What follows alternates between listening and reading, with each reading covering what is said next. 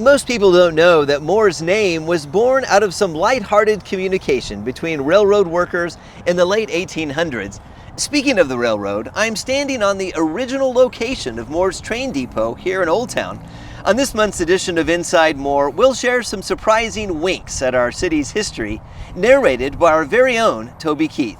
We'll also pull back the curtain on a link between the Old School building and one of America's great authors.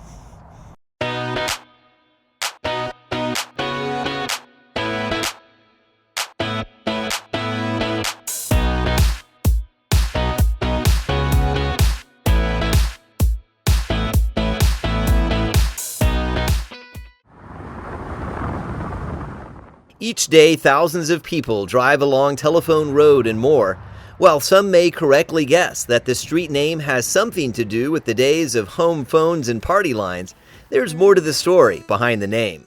By 1920, phone service was becoming commonplace in Moore. The phone lines ran from Oklahoma City along Telephone Road, contributing to its name.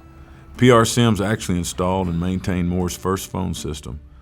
His wife Clara ran the switchboard from the dining room of their home. Telephone Road isn't the only street name in Moore that winks at our rich history.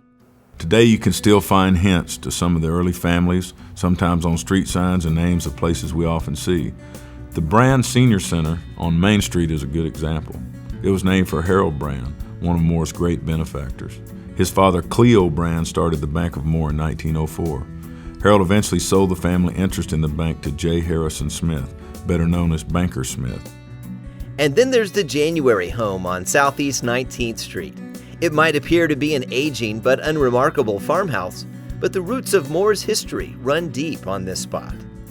Along the countryside, other sizable homes began appearing during the early 1900s. Near the original January cabin sits a unique farmhouse where Gene January still lives today.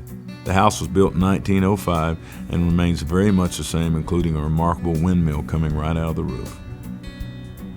When the house was built, it was built that way so you wouldn't have to go outside in the wintertime or in the summertime, really, in the rain or anything. You always had your water in the house, really.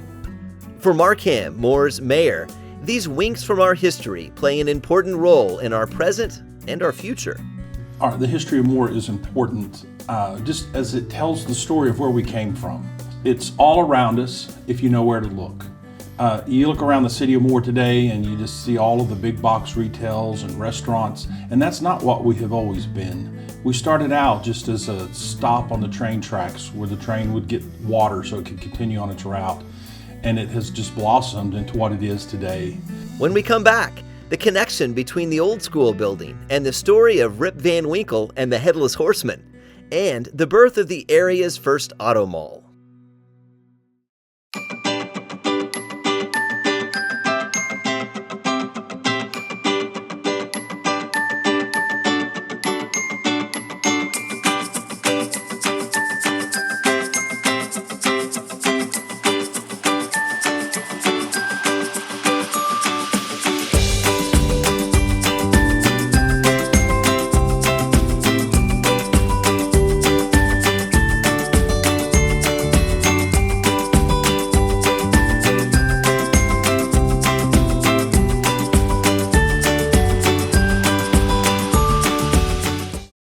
It's a blink and you'll miss it. Part of Moore's rich history, this monument standing in front of the Old School building on Broadway. It marks the spot where famous American author Washington Irving camped in October 1832 when he visited what was then called Indian Territory. Irving and his companions spent 2 days here hunting buffalo and chasing wild horses. And the spot where the John Ireland Funeral Home stands today was the birthplace of one of the more successful businesses founded in the Oklahoma City area. There were others who started successful Moore businesses early in the Depression. One was Earl Howard, a horse carriage repairman. He switched to repairing cars in the 20s and in 1929 opened the first General Motors dealership in the area.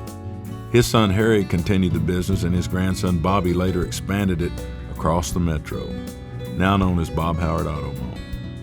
Moore has grown from a sleepy bedroom community into an economically strong powerhouse. But for Mayor Ham, today's residents share the same passion for life that the city's founders had.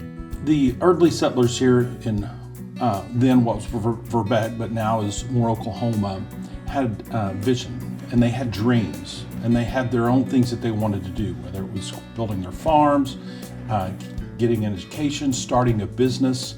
And so a lot hasn't really changed. People move here and they have dreams and they have ideas of things that they want to do.